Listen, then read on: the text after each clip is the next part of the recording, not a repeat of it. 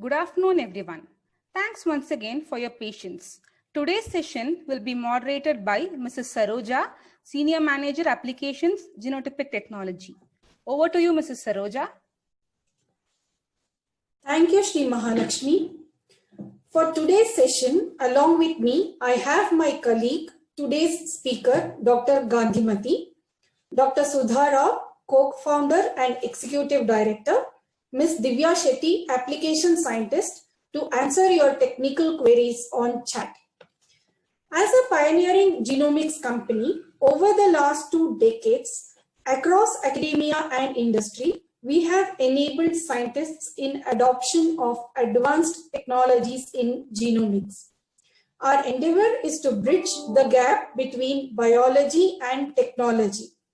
We are world's first Agilent Technologies certified service provider for 3 major microarray applications and India's first certified service provider for ion torrent PGN. Our high throughput facilities enable us to provide microarray, next generation sequencing, and bioinformatics services and solutions. Work done at Genotypic is acknowledged and cited in over 500 publications.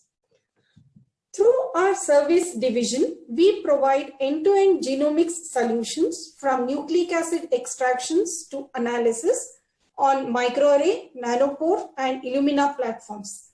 Our services spectrum ranges from amplicon sequencing to complex genome assemblies.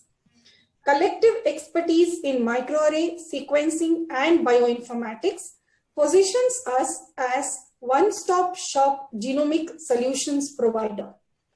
We are best known for simplifying complex genomics by bridging the gap between biology and technologies. Clients worldwide make use of Genotypic's expertise in project designing, custom probe designing, development of workflows, and biologist-friendly data analysis reports. To support the ongoing COVID pandemic, through our services division, we provide whole genome sequencing, metagenome sequencing, and direct RNA sequencing for SARS-CoV-2 samples. In case there are any queries for customized services, please reach out to us. We also conduct webinar series on recent developments in trending area every month. Please look out for a schedule for the upcoming sessions that would be posted towards the end of the presentation. If you are interested in attending these webinars, make sure you follow Genotypic Technology on Facebook and LinkedIn, where we post updates and registration link. Today, Dr. Gandhimati, Associate Principal Scientist, Genotypic, will provide more insights on various methods of microbiome profiling using next generation sequencing methods. We thank each one of you for joining us in this webinar today and do hope you will enjoy it. We will be happy to take questions at the end of the seminar. You may also post your questions on the chat box and our experts will respond to them. I request all participants to kindly mute themselves throughout the presentation and also turn off their videos. Thank you, and over to Dr. Gandhimati. Thank you, Saroja.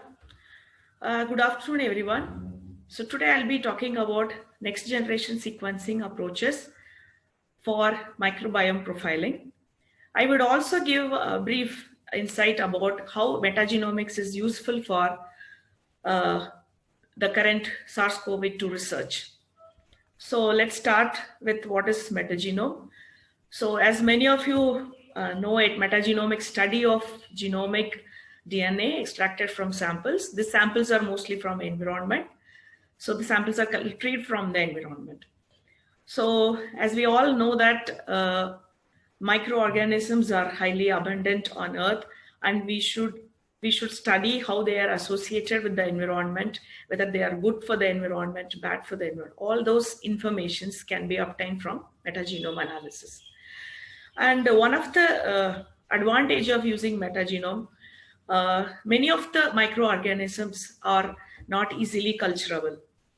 through a metagenome NGS-based analysis, we could able to analyze even unculturable organisms. So what are the environments? So it could be either river water, fresh water, or even wastewater, even ocean and soil, biocompost, even dental also we have studied. And importantly, human gut, because which is very much implicated, or it is highly important in biotechnological or probiotics research. So these are the some of the environments I would like to study generally in metagenome analysis. So what are the major questions that can be answered by metagenome analysis?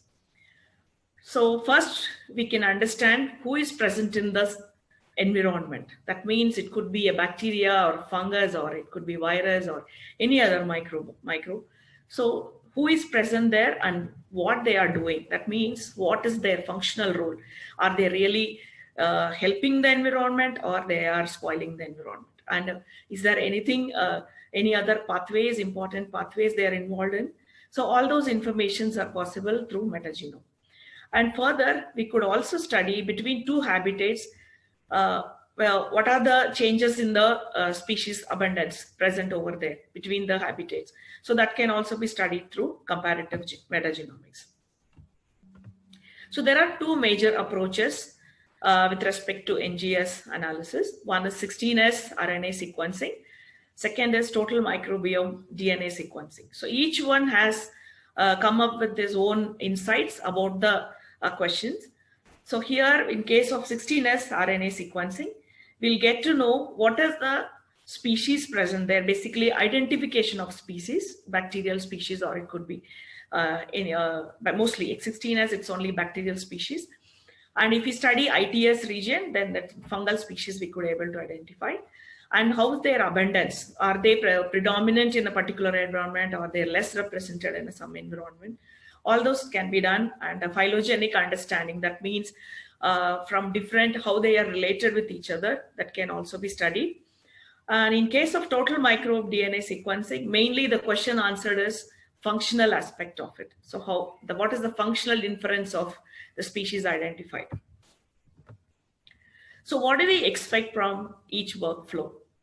What are the informations are possible from each workflow? So the information generated through the computational methods, taxonomic composition, microbial community, and diversity at OTU level. So it is basically to understand how diverse is that environment. In case of shotgun-based method, it is nothing but we get the direct DNA and we will get to analyze the sample, and it is about the assembling of those sequences and getting at the draft level. That means each metagenome is assembled and made as a single draft. And this will be very helpful for functional analysis.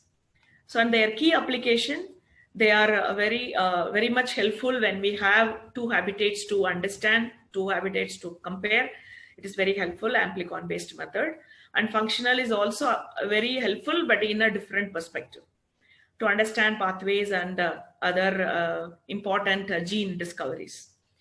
Sensitivity, with respect to amplicon based method, we could able to get complete taxonomy details with very less sample. But in case of shotgun based method, it is we need a higher depth. That means more coverage we need for understanding at that equivalent sensitivity, to attain equivalent sensitivity. And bias and noise, with respect to amplicon based method, we could able to classify very clearly till genus level, and some of the bacterial species may not be classified till species level. So that's one disadvantage of amplicon based method. And as it is an amplicon and it is amplified through PCR methods, so by duplication can lead to this overrepresentation of certain species or bacterial species. In case of shotgun based method, this assembly methods we follow because it has its own the assembly, how it puts the reads into a correct order. So that can lead to some kind of a problem. So due to that, we might end up having some false positive results. So that has been, actually it is very minimal, but still I just would like to emphasize on that. So application, what are the applications? So the first and foremost thing, what is present and what is highly abundant, what is less abundant in the environment, that is something which is very important question. And how to treat, how does the treatment impact community diversity? For example, if there is a, in case of a human gets some bowel disease, they would like to treat with some medicine, and before treatment, after treatment, how is the bacterial, the diversity of the species, whether good bacteria increased or bad bacteria is there. So all those kind of studies possible with metagenomics. And definitely new identification of pathways and functional role. These are all possible with metagenomics. So let's go a little bit more detail about these two methodologies. Let me just talk about 16S first. 16S ITS based metagenome. It's an amplicon based method. As I told, ITS is for fungal and 16S we study for bacterial. So we have DNA extraction and then amplify these specific regions and library preparation, followed by sequencing. And then we use appropriate database and tools for analyzing the data. So what do we get from 16S analysis? We get to know the diversity. So I'll talk about diversity little more detail in the next slide.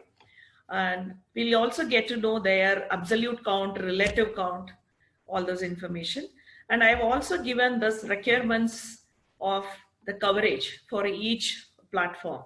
For example, in MySeq platform, we need a minimum of 0.5 million reads. In case of Nanopore platform, we require 0.1 million reads. Coming to whole genome metagenome, it is there is a slight change in the methodology because we are going to study the complete DNA. We are not going to amplify specific region. And then library preparation, and there are slightly different methods for analysis as well. So we need to assemble these the sequence reads, and then once assembly is done, we need to analyze them further for downstream analysis. So we'll get to know again diversity and all the functional related informations we will expect from this pipeline. And the data requirement, 5 to 10 GB data in Illumina NextSeq platform, and 1 to 1.5 GB data Oxford in the Oxford Nanopore platform, because you could see that the data requirement is more for whole genome metagenome than 16S. So let's understand why 16S. So 16S regions are actually 1500 base per long, and it composed of both conserved and variable regions. Basically, these conserved regions are very helpful to design a primer, a common primer to identify the bacterial species. These variable regions are helpful to identify the distinguish between the bacterial species. So in short-read technology, we go for a V3, V4, that's Amplicon V3, V4, or either V3 or V4 in ISeq platform. So with this, then in case of Nanopore, we would like to amplify, we can amplify complete 16S region. So let's talk about the short read technology first. So the short read technology, using short read technology, we have a certain methodology followed in case of analyzing the 16S data. So once we have 16S, the sample arrived to us, and we will do extraction and purification and amplification of certain regions, variable regions. And then once sequencing is done, we take through, there is a protocol called KIND workflow, which does all complete whatever the workflow present over here. So I'll just explain one by one.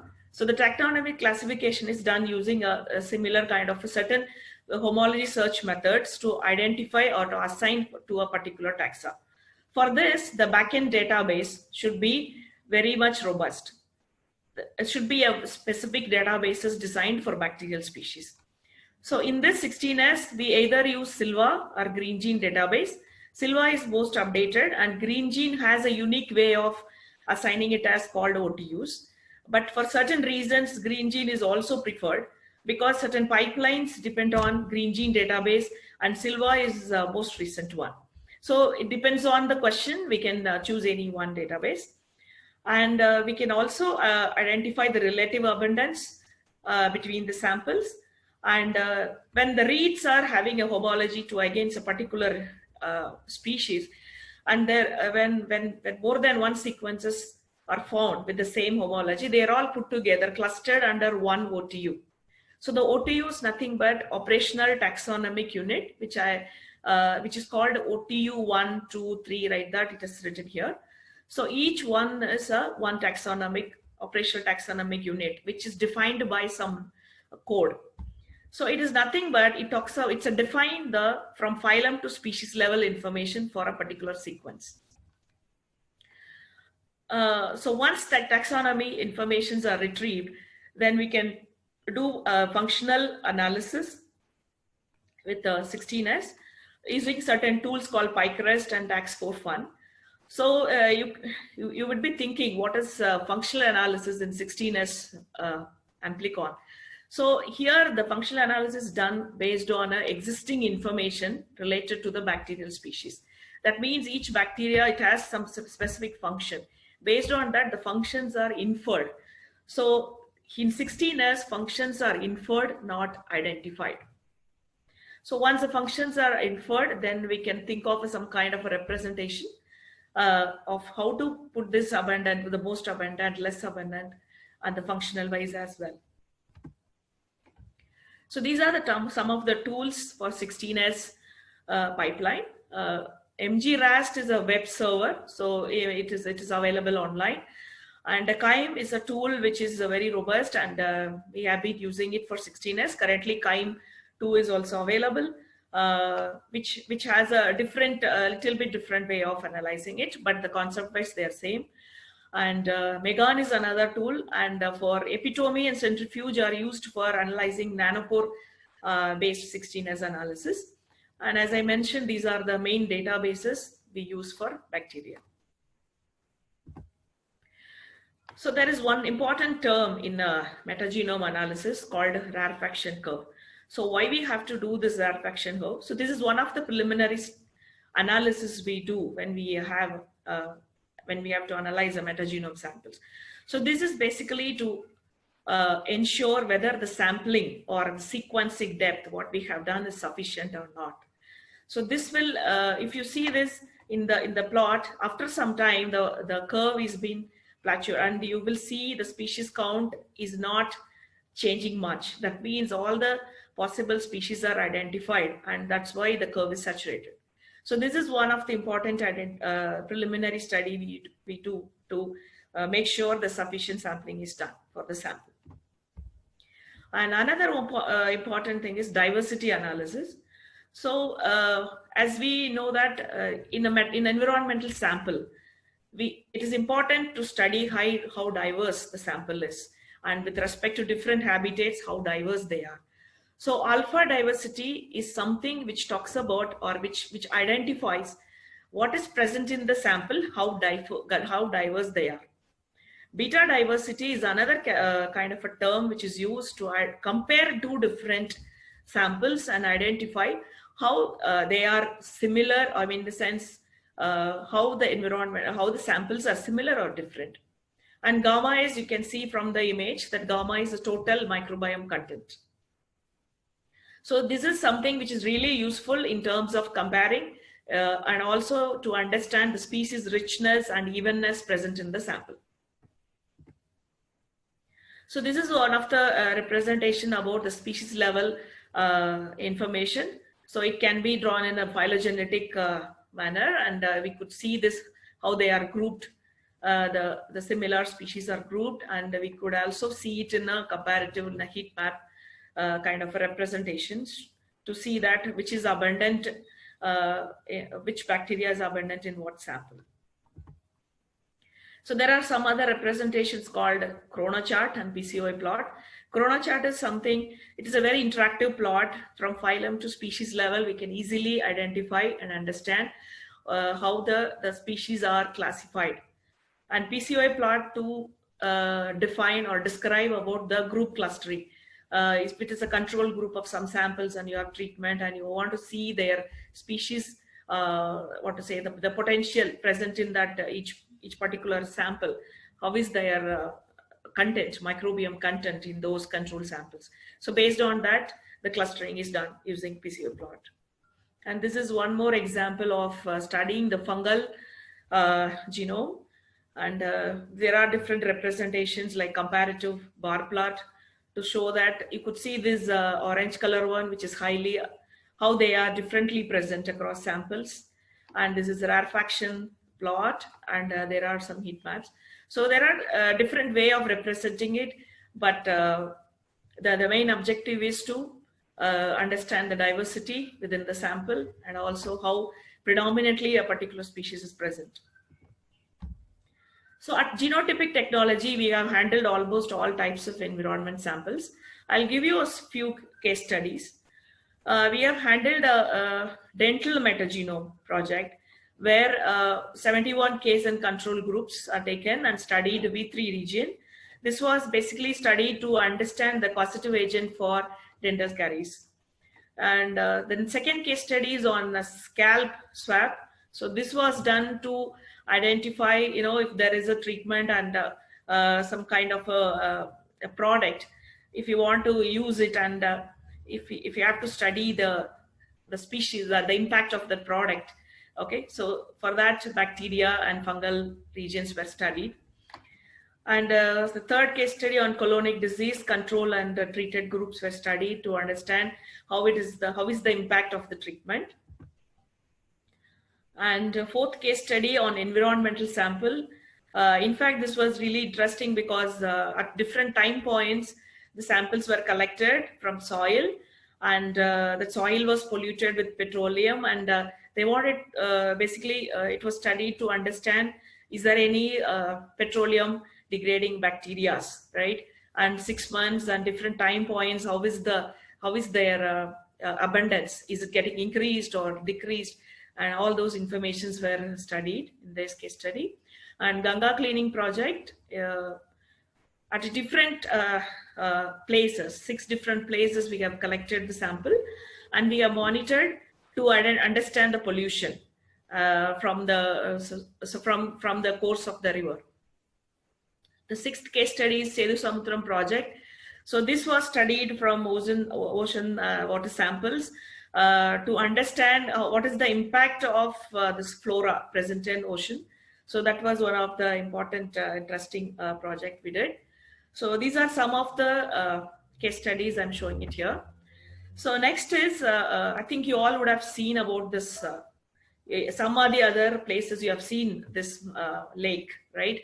So it's called Pink Lake, and it's present in Australia. And it was thought that there is a red algae which is responsible for this color. But through nanopore technology, using shotgun DNA sequencing method, they identified it is not through red algae. Instead, it is through a bacterium, red bacterium called Selenobacter ruber, which is responsible for this color. And they also showed that this particular red algae is very low in color, low in levels. So this is one of the important application of using nanopore technology. Why I talk about nanopore technology? Because especially in metagenomics, the samples are collected from different regions, different places. So collecting and bringing back to lab and process it. So instead, nanopore technology allows to go to the environment or whichever place they want to collect the sample and do the sampling there, and then sequencing and then analyze it using the laptop. So that much the user friendly it is, and it is very much important in case of metagenomics. So, and also it has a few more advantages over short read technology. So I will show it in the next slide. So as we have seen in 16S short read technology, we will focus on very few variable regions. For example, V3, V4 or V3 region, which is sufficient for species distinction. But sometime you may find an important region to distinguish the bacterial species outside of this region. Then we may miss that region, or we may miss that particular bacteria. So nanopore technology allow us to design primers covering the complete 16S region, which is of 1500 base pairs, and we will get to know the complete region, and it will be very much useful for a very efficient way of classification. So this is one important application with nanopore long read technology. So let me give brief about whole genome metagenome pipeline. So whole genome metagenome pipeline, once we have either it is sequenced by short read or long read. If it is sequenced from short read, we need to go for assembly because the read length would be maximum of 150x2, and with that it is impossible to study. So we need to go for an assembly. That means putting the sequences in the right order in a form of contigs. So these contigs represent, each contigs might represent one bacterial species or any other fungal or viral species. So once we have these contigs, we can go for taxonomic profiling, and also these contigs can be used for gene prediction, which will be very helpful to understand what is the bacteria and what is their functional role. So we have a very robust pipeline, Megan pipeline. In fact, this can be used for both short read and long read, this pipeline. So we have input reads, FASTQ files. Once we have these FASTQ files, the reads are in the form of FASTQ file. And we use certain tools like Diamond, it's for homology search against NCBI NR database, which uses the taxonomy information at the backend to classify these reads. Once the reads are classified, and it is converted into a Megan readable file format. And in fact, taxonomy as well as functional informations can be retrieved from NCBI database. Sorry. So once we have this Megan readable file formats, so till this step, it's done using Linux machine. And once we have this Megan readable files, it can be opened in a Windows machine to see it. You can visualize the results in a very, very interactive manner. So I've shown some examples in the right side of the slide. So you could see it is represented in a dendrogram, like all the bacterial species are put together and all other cellular organisms, and you will see bacterial species and other virus and other things. So the color represents here the abundance. So when there is a color representation, that means it is highly abundant. So the box represents the size. So this is, it is easy to interpret the results. And the same way down image, it's in the circular form where we'll get to know between samples, when the two samples are loaded to understand. So you'll get to know there is a red color, which is bacteria is more, right? So, and then there are another sample which has a less bacterial classification. So like this, we can able to understand a whole genome, metagenome, the analysis through these pipelines. And as I told, one important finding is we also, once we have analyzed the gene, we have services to, kind of validate whether this particular gene which is identified is really present or not. So that also we do it. So gene mining is really useful with respect to whole genome, metagenome pipelines. So I will just talk about a little bit about COVID-19 today. So how metagenomics is helpful. So as you all know that PCR-based methods are useful for identifying SARS-CoV-2 virus. But with respect to metagenome, we can also come to know, apart from the SARS-CoV-2 virus, we'll also get to know the co-infections, which is helpful to make the diagnosis and treatments better. And it allows us to understand the comorbidity patterns of the disease. Certain bacteria are there along with SARS-CoV-2. So it will help us to understand what are the associated disease with COVID. So that is one important information which we need to understand these outbreaks. And then another advantage of using metagenome is PCR relies on the primers, but here metagenome is unbiased approach. So the complete RNA is used, and then we'll detect using a proper appropriate database. But because if you use the updated database, for example, NCBI, maybe this call COVID sequences are now only getting deposited.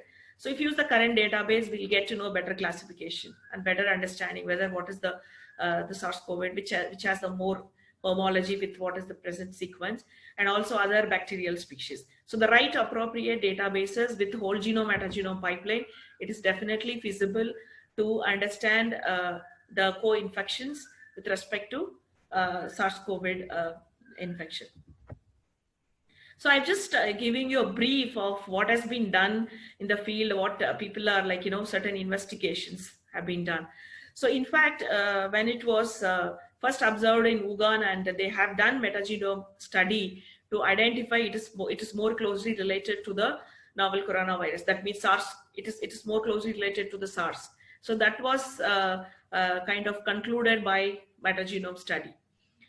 And one more case study where they have done, they identified out of 23 patients, 23% of the patients for whom it is shown as negative in respiratory tract, but it was present in the fecal samples of those patients.